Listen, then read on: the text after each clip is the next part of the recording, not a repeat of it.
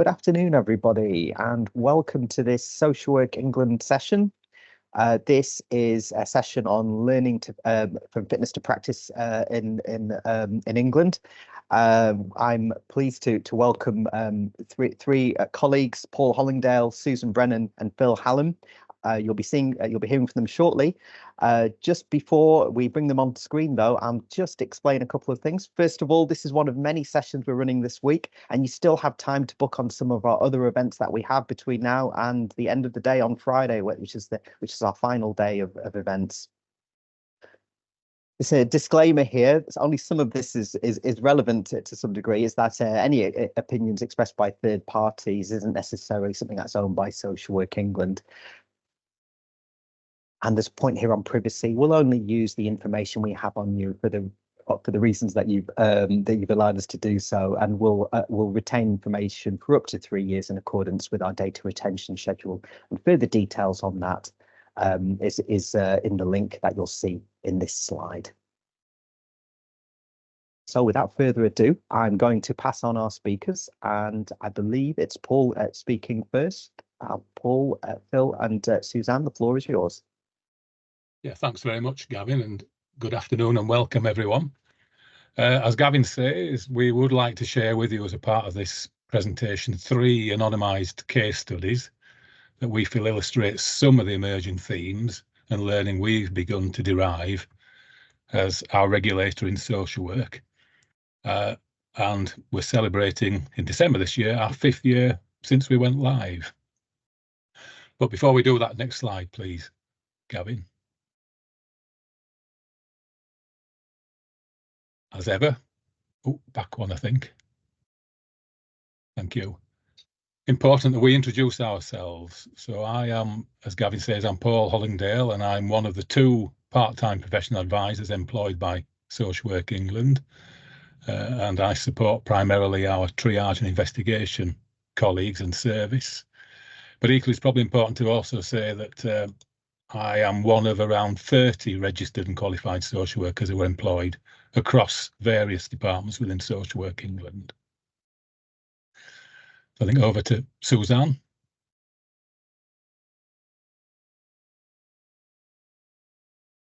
You're on mute, Suzanne, sorry. Typical. Good start. So I'm Suzanne Brennan. I'm the other part-time professional advisor in Social Work England, also a registered social worker, and do the same role as Paul. Hello everyone, I'm Phil Hallam. I'm the Executive Director for Regulation at Social Work England, so I'm responsible for a number of different aspects of our regulatory work, for example, our Register of Social Workers in England, our fitness to practice and concerns work, but also I run our in-house legal team and also look after our data protection work. Thanks, Phil. So next slide, please, Gavin. I'll be handing over to Phil in the next slide, but before I do, just to say that, yes, we're going to focus upon some case studies, but before we do that, we feel it's important that we briefly introduce you, and Phil will do this, as to who is Social Work England, what is fitness to practice from a Social Work England perspective, our overarching objectives, how does fitness to practice work, and how it relates to our professional standards. And then I'll provide some brief overview of data and statistics we have on fitness to practice referrals, and we'll have a brief overview discussion about quality assurance and fitness to practice. So thank you. And Phil, over to you. Thanks, Paul. So next slide, please. Thank you. So as Paul said, it's briefly, I thought it'd be an opportunity before we start thinking in detail about some of the emerging themes that are coming out of our work over what's almost 5 years now of our regulatory activity, an opportunity to sort of reflect and remind ourselves of as the regulator of social workers, how we work, and particularly in relation to fitness to practice, the way in which we work. It's quite a complex process, so I'm not going to focus on everything to do with fitness to practice, but I thought particularly I might focus a little bit around how different kind of decision making is made. But before that, I just wanted to remind us all, of course, that as the regulator of social work England, of social work in England, our overarching objective, which is set out in law, is to protect the public. And this slide just sort of talks about the 3 limbs to that objective, really, about obviously protecting, promoting, maintaining health and safety of the public, promoting and maintaining public confidence in social workers in England, which is quite an important thing for us, but also, of course, equally important, promoting and maintaining professional standards for social workers in England. So as we carry out our functions as a regulator, which again are defined through our legislation approved by Parliament, we always have in mind, of course, while working alongside social workers to make sure that we can all deliver public protection, we have specific activities we have to do to make sure that we can demonstrate how the public are protected, and they are set out in our overarching objective. Thanks, Gavin. Next slide, please. So really importantly, of course, and I'm sure you'll be very familiar with these are the professional standards that were established when we became the regulator, and obviously form part of our objective to protect the public by setting out for social workers the standards that are expected of you all, and also, of course, therefore, for the public, what they should expect from standards for social workers. As you all know, through various processes, we ask social workers to demonstrate to us at various points when they join the register, when you renew your registration, that you continue to understand and work to the standards. And that's a really important part of our work in protecting the public and maintaining public confidence, is showing to the public that social workers understand the standards and obviously continue to demonstrate their commitment to them as they go through their career. One of our functions, of course, is also to investigate concerns that are received to us about where social workers may not have followed the standards, and our fitness to practice process is how we will do that. So moving on. Thanks, Gavin.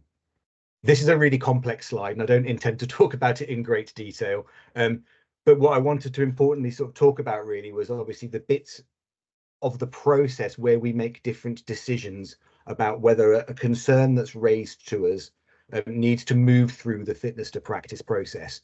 So we receive, a small number of concerns each year, somewhere around about 1,700 concerns a year we receive around social workers, and there are various different stages that we take those concerns through. The slide here sort of sets out what those stages might be from the top corner, which is where the concern is received, through to those points that are sort of darker green, which is about what the decision we might make when we might close the case and what we might do when we close the case. And I just wanted to focus briefly on those various closure points, which are really for us the test we make at what we call triage, when we first establish whether there is a concern there that we as the regulator should further investigate. And then moving on, when we investigate that case, if we've taken it forward, and we consider the case at the case examination process and the realistic prospect test that we then use, where a decision is made on whether a case should be referred further on for a hearing or closed with some other decision. And then again, if the case is referred at that stage, the decisions that are made at hearings, where we decide whether a social worker's fitness to practice is impaired, and if so, what if any action should be taken against their registration. I've used the word impaired there, and impairment is quite an important part of our decision making around our tests, and impairment is something that's set out inside our legislation. In a couple of slides later on, I will sort of talk a bit more about what we mean by impairment. So moving on, please, Gavin, thank you. So right at the start, we will receive a concern, and obviously the first real test we undertake is a test that we call the triage test, and it's set out in our rules. But before we even do that, we make an initial consideration of a concern, which focuses on the basics, really, I would describe it, about whether this is something that we as the regulator have to be involved in at all. So we will consider whether it actually relates to a social worker in England, whether it doesn't actually amount to something else, for example, registration fraud, where there may be a concern actually that someone's gained entry to the register when they don't meet the requirements for registration. We will check really early on to make sure there isn't a duplicate fitness to practice case already underway in relation to the same matter. More seriously, it doesn't relate to a conviction for a listed offence. Listed offences are serious convictions that, again, that are set out in our legal framework, where we can take action to remove someone without a full fitness to practice investigation. That's only on really serious convictions. And then finally, we'll also decide whether it does indeed relate to a statutory ground of impairment. And these, again, are set out in our legislation and described later in the slides. Once we've done that initial review, then we move on to considering through the triage test whether the factors we will consider whether to decide whether to investigate, and they're set out here. So the seriousness of the concerns themselves and how likely it is that there is evidence to support those concerns. What or whether any standards, laws, rules or guidance might have been breached. If the case has been investigated by other bodies, the concern has been dealt with somewhere else. Has it been dealt with and we don't need to further investigate? What action the social worker may already have taken where there's been a concern to remediate their practice, i.e. to learn from what might have happened and can demonstrate the learning that they've taken forward. And also whether in the past there's been other relevant adverse findings. For example, if we've got a particular issue in a concern, has there been previous concerns of the same kind of nature in the past? When considering that test, we'll also consider whether there are reasonable grounds to investigate and whether there is evidence to suggest that the social worker's fitness to practice is currently impaired. So not only looking at what has happened, but what is happening now, which also speaks to the point about remediation and learning. As triage decisions are made at an early stage of the process, right at the very beginning, and there may be limited evidence, the member of staff making that decision will weigh up all those factors when deciding the test has been met and that an investigation should be opened. So that's the triage test. And a lot of our cases close at that point where we realise that the test hasn't been met for all sorts of reasons, often because there is evidence that it was a one-off incident and there's been remediation, or indeed that we're not, while the concerns may be concerning to the person who's raised them, they don't meet our threshold for investigation. So a lot of the cases will close at the triage stage. If it does then move on, Gavin, if you mind the next slide, please. Thank you. We will then open our own investigation and we will then obviously undertake that investigation. We'll gather evidence. We'll seek a response from the social worker so we can understand what their view is, what might have happened is. And then when we get to the end of our investigation, we will ask the case examiners to make a decision on what should happen next with the case. And that's the next decision-making point. So whether it should be closed with no further action, whether the case should be closed with some other outcome, for example, advice or a warning for the social worker, whether we should close it for our process called accepted disposal, or indeed the issues are serious enough that we might have to refer them for a hearing.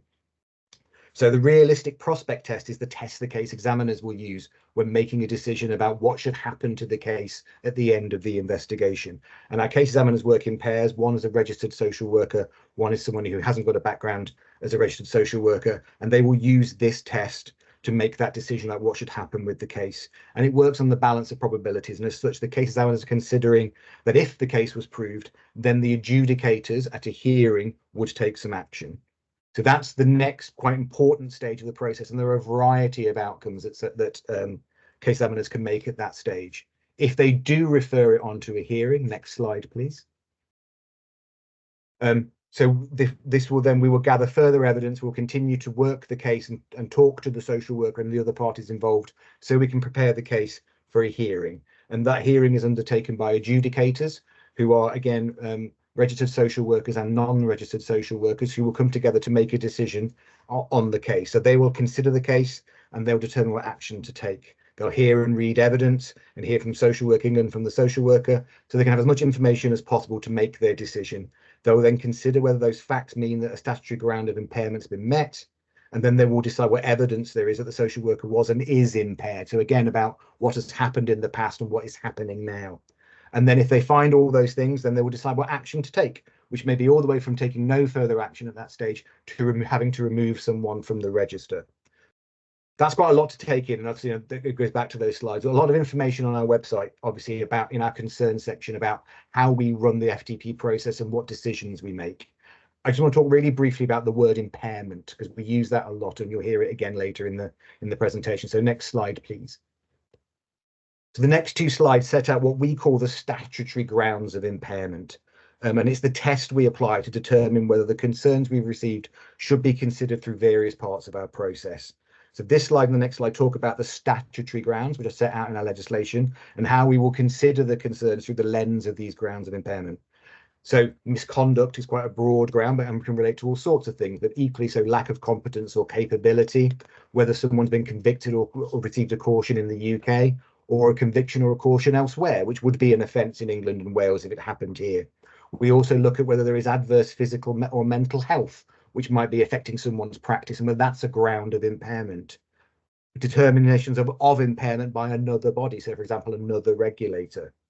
the inclusion on a disclosure and barring list or similar in the UK. And finally, another statutory ground of impairment is not having the necessary knowledge of English. They are the statutory grounds. They're set out in law, and we have to sort of work those to determine how to progress our cases.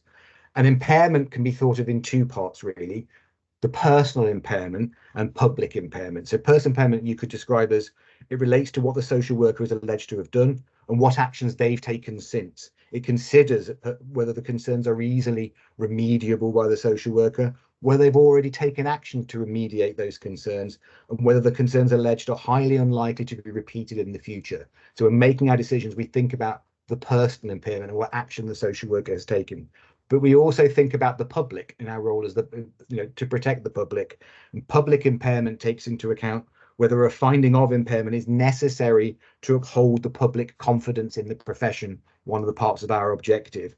And it may be found that there is public impairment even when there is no personal impairment, because what has happened causes such a concern to public confidence that we still have to take some action.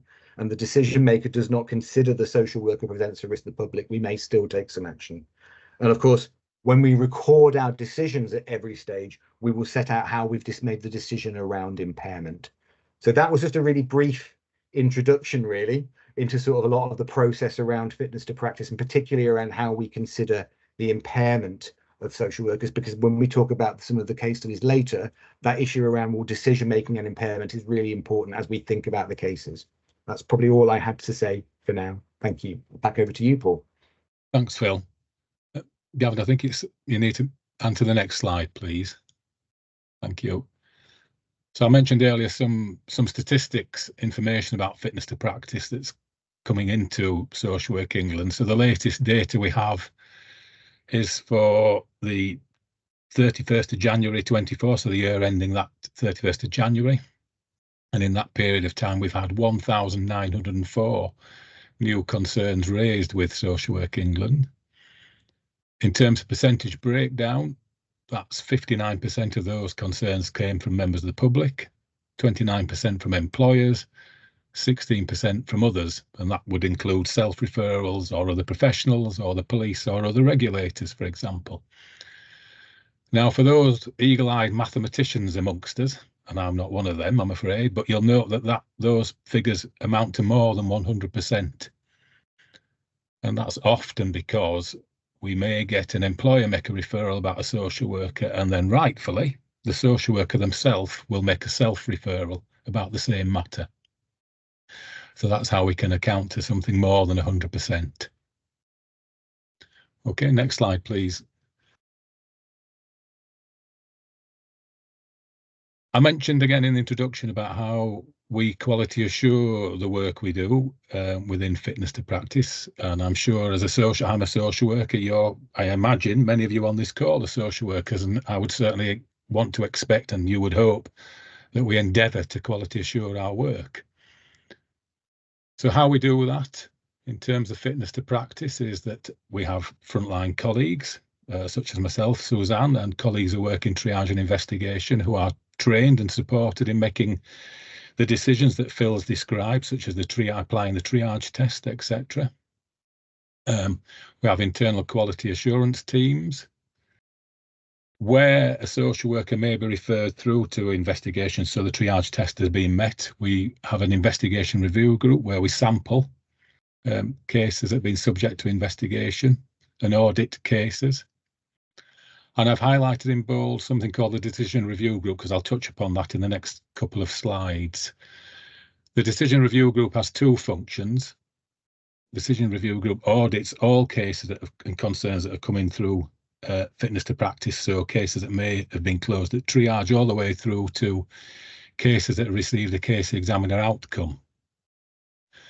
And the people who sit on that decision review group are people such as myself and Suzanne, other registered social workers, other colleagues within Social Work England, and crucially, we have colleagues from other regulators who attend the decision review group, and essentially, we have colleagues who are part of our national advisory forum. So those are people with lived experience of social work, and we all play a part in reviewing and sampling and auditing decisions that are made throughout the fitness to practice process. I'll say a little bit more about that group, as I say, in the next couple of slides.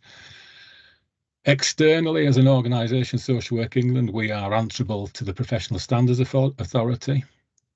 And just before I came on this call, I went onto their website and see that, as I would expect, and you can have a look too, that they have an annual report about their views and observations about how we function as a regulator. So I'd encourage you to have a look at their report. You will be no surprise that we receive complaints from members of the public, potentially social workers, about the outcomes of fitness to practice processes. So, of course, not only do we respond to those on an individual basis, but we understand and take account of any emerging themes and questions that we might receive and arise from those complaints. So there's a whole host of quality assurance mechanisms that we hope, reassure all of us that we are properly applying the tests, etc., that Phil described, and learning from. And that's the next slide, please, Gavin. So the Decision Review Group, in addition to auditing and sampling for quality assurance purposes concerns, has another function, essential function, that's emerged, and that's what are we learning from fitness to practice? What are some of those emerging themes that have arisen in the near 5 years we've been in operation? And you'll see on this slide that there have been 5 themes so far. There are others, and I'll touch upon one of those later. So regrettably, we have seen a pattern of social workers who have been convicted for drink or drug driving. We do receive concerns primarily from employers about newly qualified social workers, and that'll be one of the concerns we discuss as a case scenario later. We do receive concerns about a social worker and their personal life, so perhaps where there are concerns about what goes on in my personal life may or may not, of course, encroach on my fitness to practice to be a social worker. And perhaps one of the best examples of that is where social workers have been subject to or are ongoing subject to family court proceedings about their own family life and their own children. Dishonesty is certainly a theme that's emerged in our time as a regulator. And again, that's 2 of the cases that we'll touch upon. And matters of equality and equality, diversion, inclusion.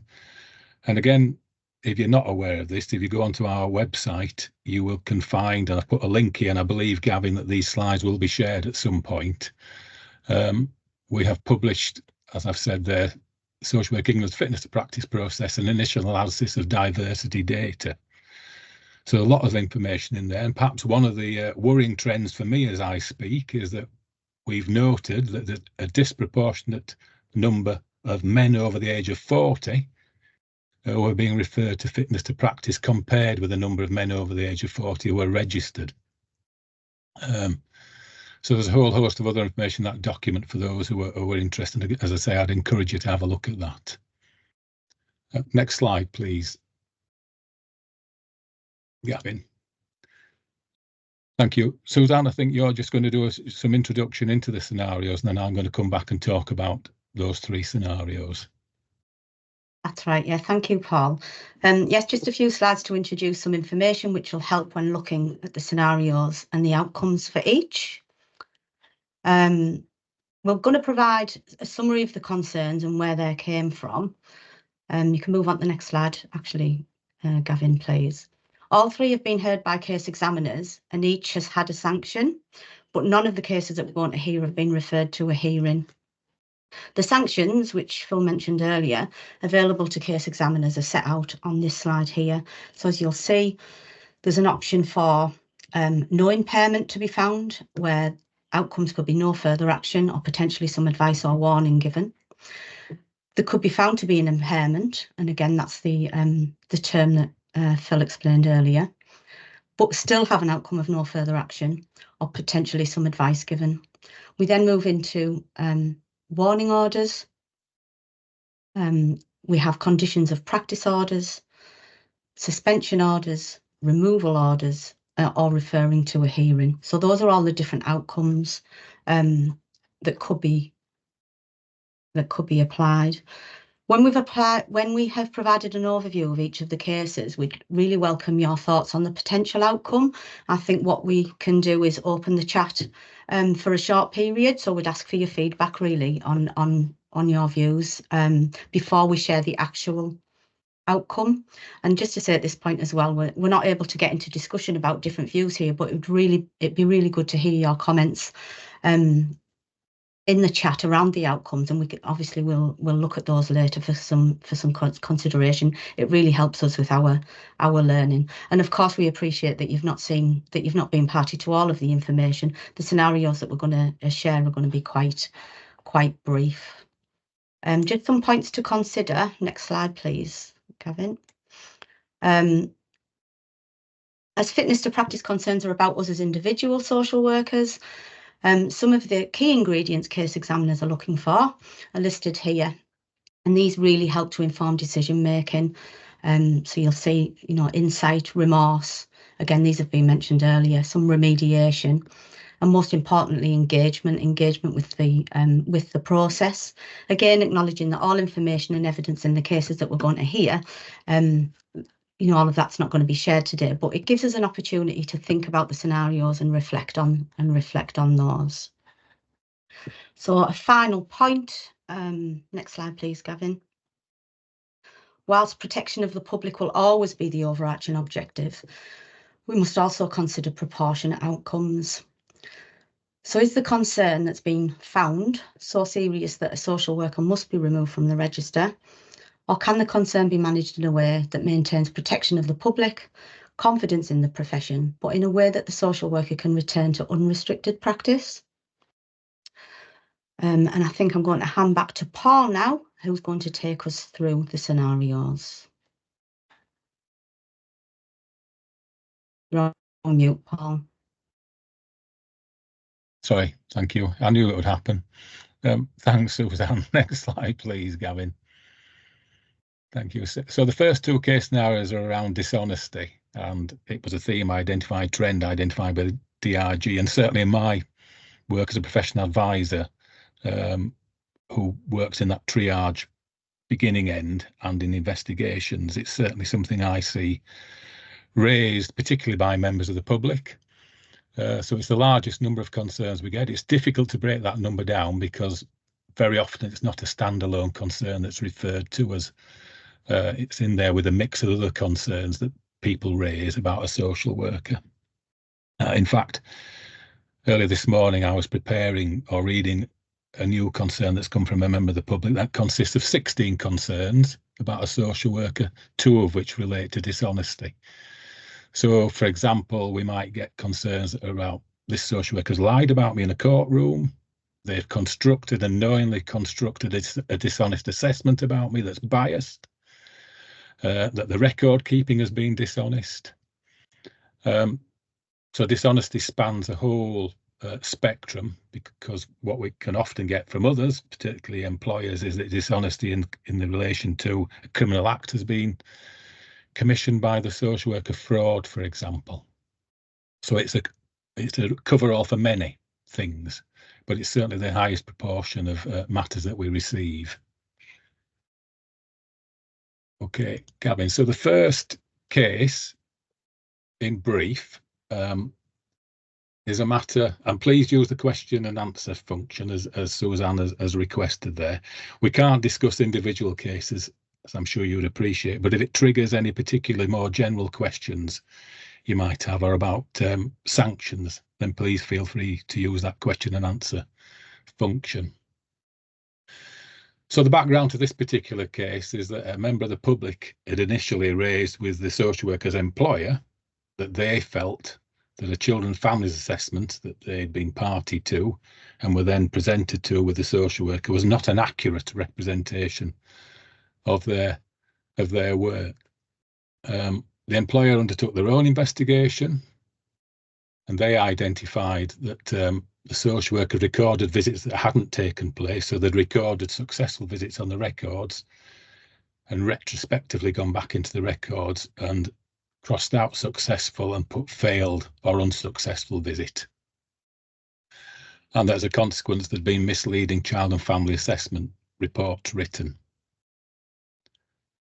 In response to these concerns, when they came to Social Work England, the social worker admitted to being dishonest, and they went on to state how, insight, that their actions may have impacted upon service users, wider families, their employer, and of course, confidence from members of the public. And they did engage with the investigation.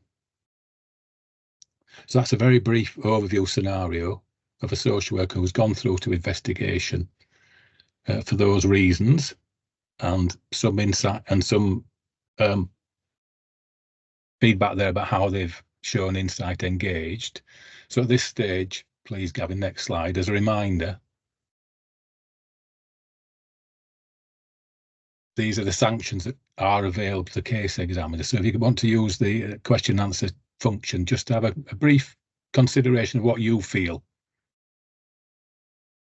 I think it's the chat function, Paul. We're going to be... Sorry, chat function, thank you. Yeah, if we use the chat function for people just to put in what they think might be an appropriate sanction.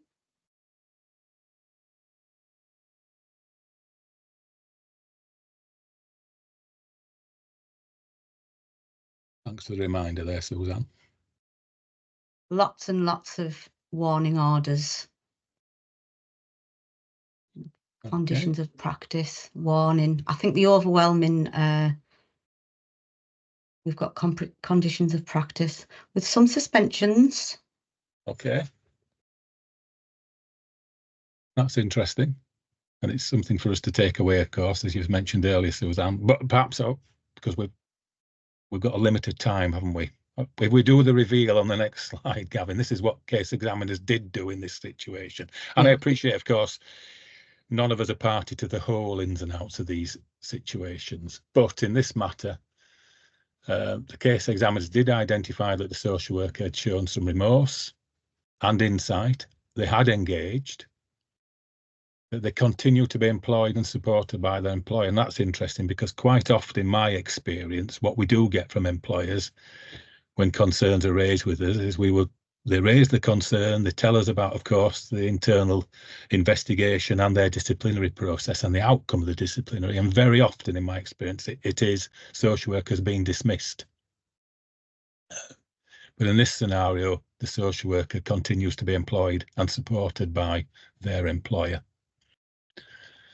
So the outcome in this particular case is that the sanction from the case examiner was accepted by the social worker was a 24-month conditions of practice.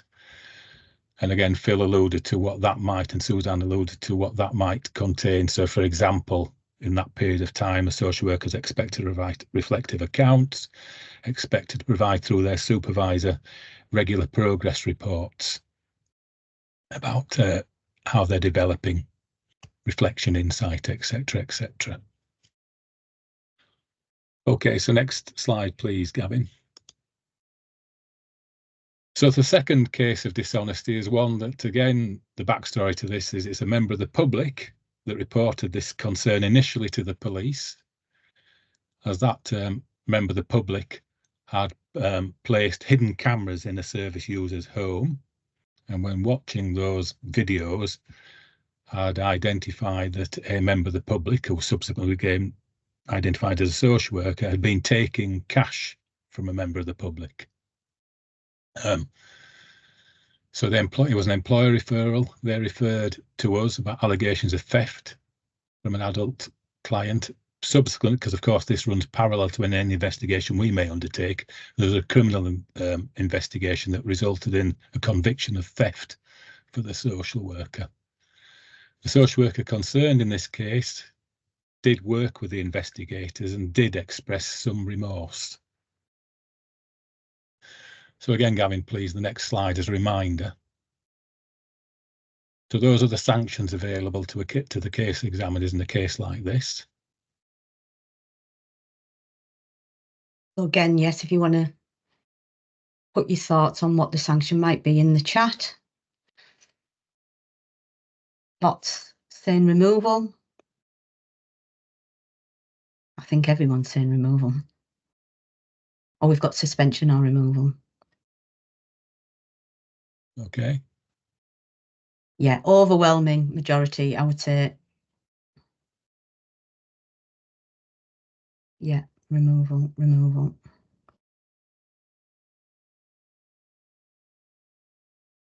Okay. Everyone feels a removal. A removal order, right. Yeah. I think we've got a lot of budding case examiners on the call then, haven't we? Okay, Gavin, the next slide, please, which is, yes, I'll work backwards. It was a removal order and it was accepted disposal. So the social worker accepted the removal order. But as a part of that process, what the case examiners identified, well, the stage before that is, and we haven't got time to discuss this, an interim order was put in place for this particular social worker, which meant that they were suspended from the register whilst the investigation was carried out.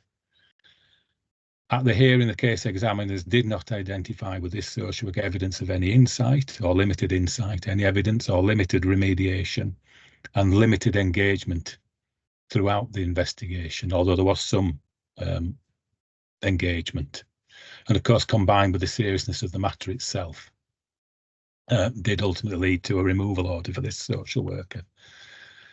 I think when I was reading this particular case and trying to anonymise it, I was reminded that, as Phil has referred to and Suzanne, there are around 100,000 of us who are registered social workers in England, and we see a tiny proportion of people, we as social workers, get referred to fitness to practice, less than 2%.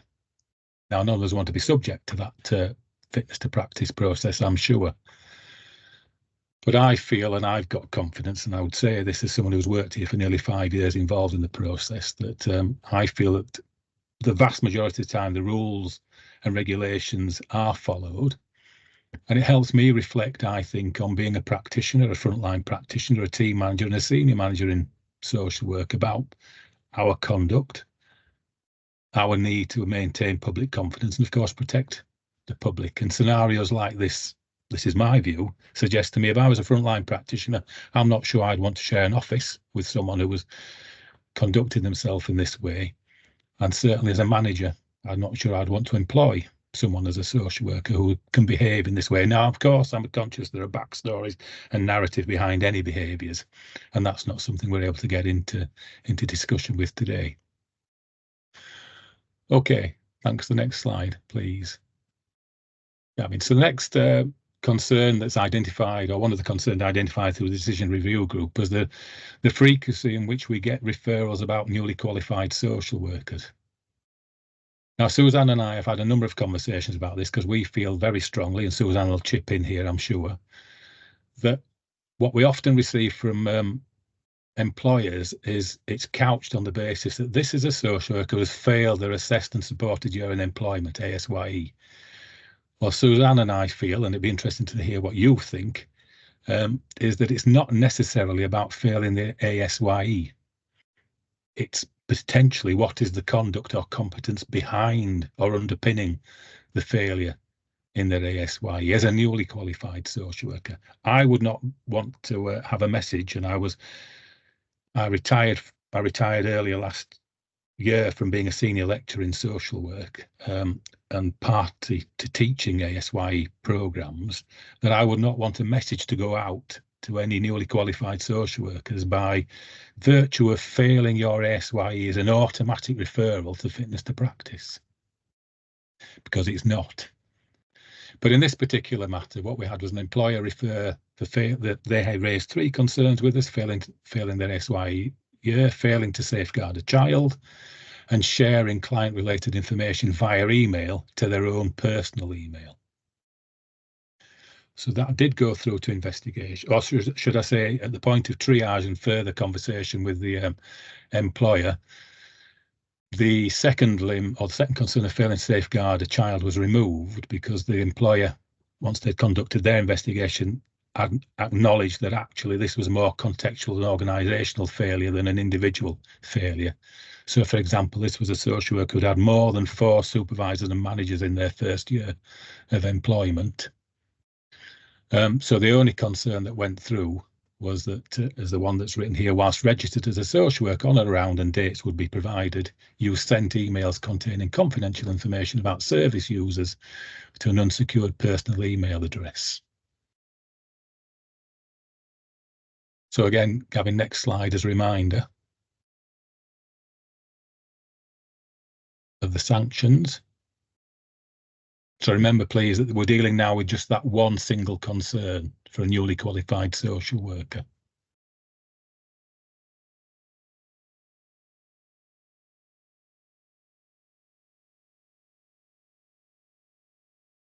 Lots of warning orders, advice, conditions of practice, a few. Okay.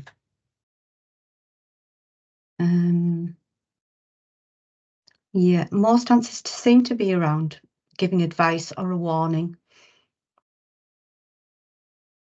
Right, thank you. Thanks, Suzanne. So Gavin, the next slide, please.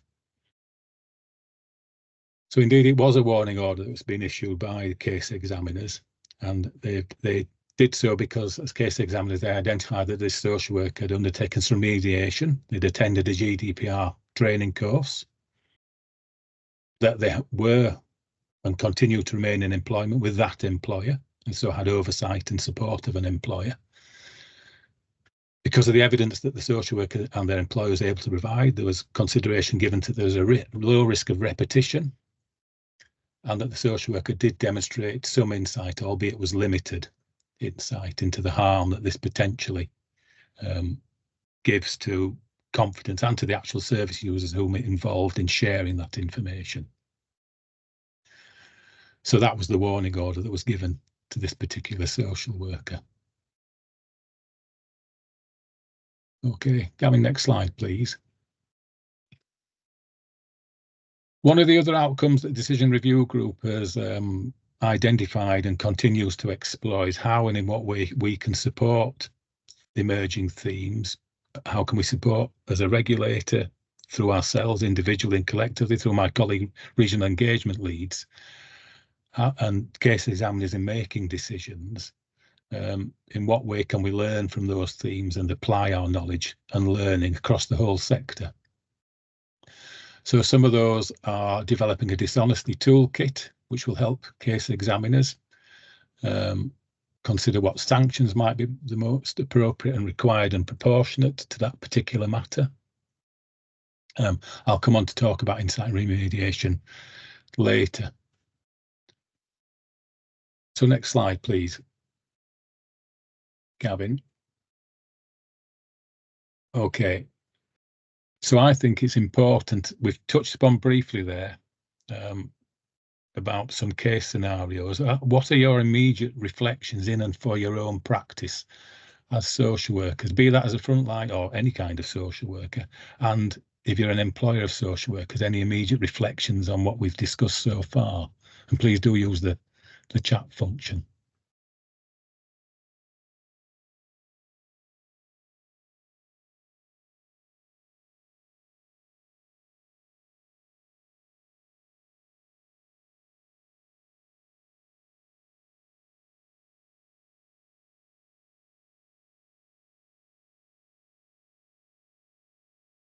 Anything so far, Suzanne?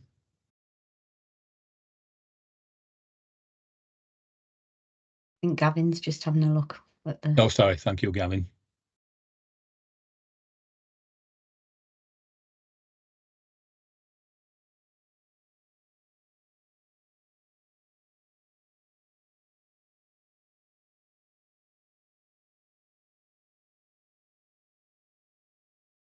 Can you repeat the question, Paul? Okay, so we've talked about some scenarios around fitness to practice. We've identified some key words. What are your immediate reflections on fitness to practice, perhaps sanctions, any other overarching general questions about what we've talked about so far? Any learning? If you're a frontline practitioner, anything that you're taking away in terms of learning, sharing? So we've got some comments on process, fairness and representation. Honesty and transparency are key. Yeah. New workers need a lot of support.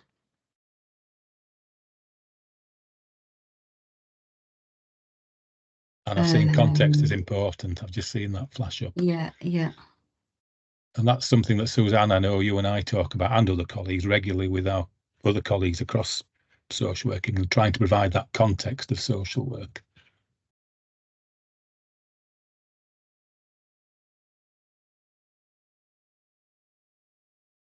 So being honest and transparent in practice. It's more involved than I first assumed. Yeah, context is important. I'm just, obviously there's lots and lots of comments and I can't read them all out. So we have got these though, and obviously they're there for us to look at and reflect on later. So thank you for adding in your comments. Yeah. Okay, thank you. And Gavin, next slide, please. Just to share some of my or our learning from being involved in fitness to practice, as I say, triage to investigations and being a party to the decision review groups, etc., is that we continue to monitor those emerging themes and concerns that we do receive. So, for example, I attended a decision review group a couple of weeks ago where we've identified there's another emerging theme, regrettably, of social workers accessing client service users' records without professional reason to do so. So that's an emerging pattern. It made me reflect, as I said earlier, about being a lecturer in social work, about, unfortunately, how I was party to some student social workers behaving in such a way whilst on placement, accessing client records without professional reason to do so. So that's something that we need to look at as a group, share that insight, that learning across yourselves, all of us as social workers, with employers, etc., to dig a bit under that. What's that about, and how can we support people? And not just at the social work, qualified social work level. Makes me think very much about when I was a lecturer in social work, how do we support pre-qualifying student social workers in their journey to becoming that qualified registered social worker? That we continue to receive, and I've just made mention of a case I was reading this morning, of dishonesty is in its many guises continues to be a concern raised, particularly by members of the public. So how and in what way can we support ourselves individually, collectively, to address some of those concerns made by members of the public? And how can we better engage as a social work regulator, England regulator, with our colleagues as employers? We do know we have the SPOC relationship, but we recognise, I know, you know, that social workers, managers, we move around on a regular basis. So who was a SPOC yesterday may not be there today. Specific points of contact. So we need to continue to work together as a regulator and employers to engage at an early stage when concerns are being raised. Next slide, please, Gavin. I think what I've learned as a social worker and someone who's got the privilege of working for Social Work England, that whilst, as I've said earlier, and no doubt we would all agree, none of us want to be subject to fitness to practice, but we might well be. There's 1,904 of our colleagues who've been referred through in this last year. Not all will have gone through, so not all will know necessarily been referred to fitness to practice. But if I am referred to fitness to practice, then it's critical that I'm able to show insight, show remorse, remediation, but crucially, I feel the crucial word is engagement. That as a social worker subject to fitness to practice, that I engage with the process as early as possible. And in doing so, I can work with and alongside an investigator who's assigned to that case and all of my support networks to demonstrate those other three limbs of insight, remorse, and remediation. Okay. Next slide, please, Gavin. Thank you. Lovely. I'm going to skip through these next slides. There are quite a few slides because, as Phil made mention of, as a regulator, we have a lot of law policy that underpins the work that we do. And these next slides talk about relevant case law, for example, around dishonesty. That's not just within social work, but across other professionals such as nurses and doctors that influence how we must practice. So some of these next slides talk about some of that case law, some of the policy that underpins fitness to practice, and there's also a slide on sanctions guidelines. We don't have time in the time we've got left to go through that, but these slides will be available for anyone who's interested.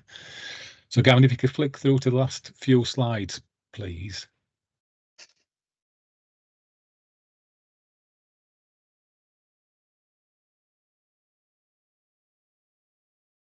Okay, that's the last one. This is where I would like to open up. So Suzanne, Phil and I are available now. Thank you very much for those. I've not had a chance to read the chat yet, so I'm looking forward to doing that. But this is where we can open it up to a more general conversation, discussion between the three of us, if there are questions that people wish to ask of us. So thank you very much. Thank you so much. We've got a few questions which have come in, and we might not be able to answer them all, but let's see how it goes. First question is, and I think you might have touched on this already, is are people with lived experience involved in hearings and decision making? I'm sure Phil will chip in on this, but people with lived experience involved in the decision making, the answer would be not involved in that decision making that the case examiners undertake. But certainly, as I mentioned earlier, are involved in sampling and auditing quality assurance decisions that have been made at the decision review group, for example. Phil, I'm not sure if there's anything else you would want to add. No, indeed. So depending on the stage of decision making, so as you say, so our case examiners are, they work in pairs, and one is a registered social worker, one is not. Our adjudicators are made up of registered social workers and people who are not, so that we can, in a sense, make sure we hear the voice of the public as well as the voice of the profession in deciding in individual cases what may or may not have happened. We don't specifically look for people with lived experience as part of those decision making process, but of course, if people have lived experience, that is obviously beneficial. But as you say, the decision review group and our other sort of forums really beyond that for understanding the effect of our processes, the effect of our decision-making work, and helping us inform how we continue to develop and improve our own work is really, really important to us. So we're always looking for ways that we can draw in as many voices as possible in how we are the frameworks in which we work to make decisions. It's much more difficult often to do that in relation to individual decision-making. Thank you. We have a couple of questions here that I'm going to just try and bring into one, because I think they're quite close in what they're saying.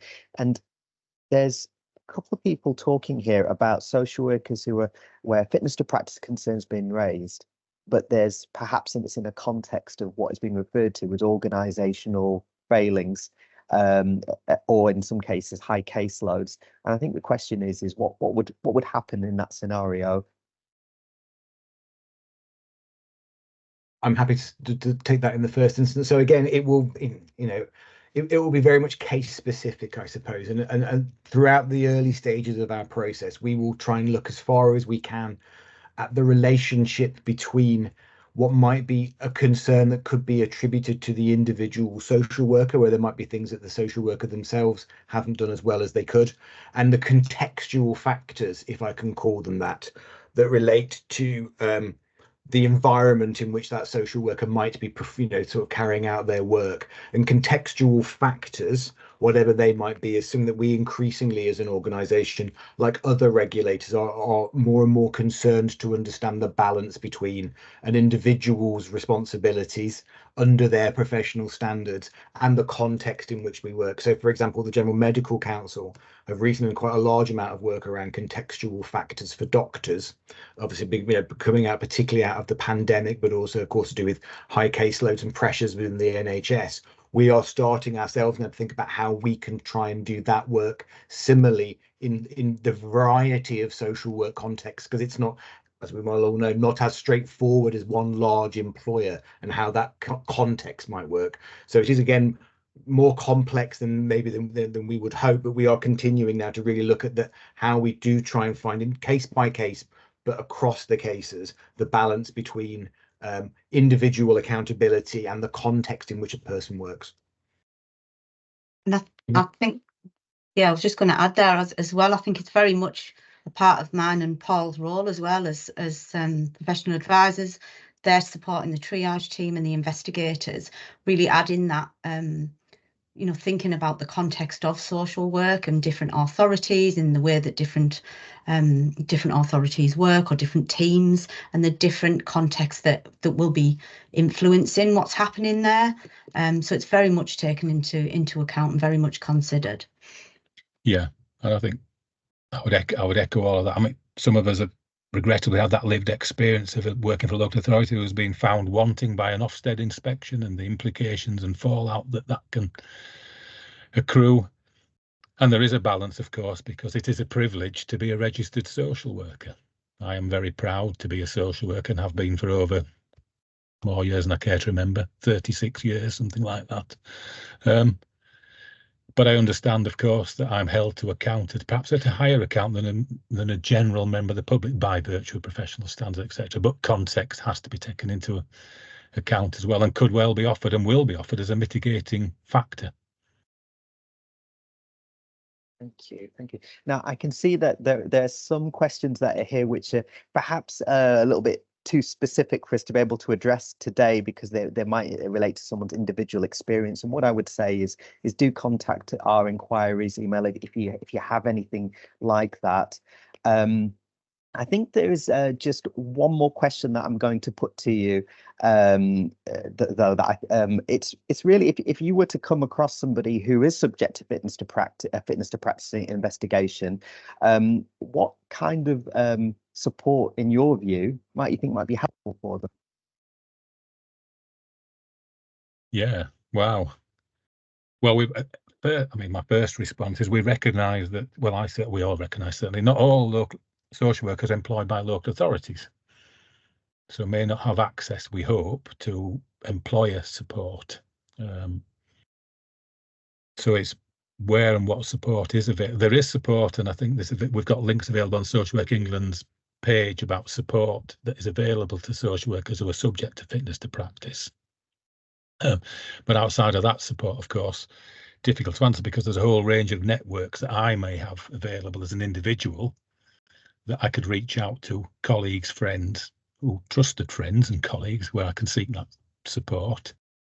If I remain in employment, wherever that employment may be, a trusted supporter, supervisor, manager, perhaps even union representative, for example, who can support me through a process of fitness to practice. But absolutely would hope not to be sat there in isolation, being subject to a fitness to practice process. I don't know if Suzanne or Phil have got anything else that they would wish to add, or any other observations.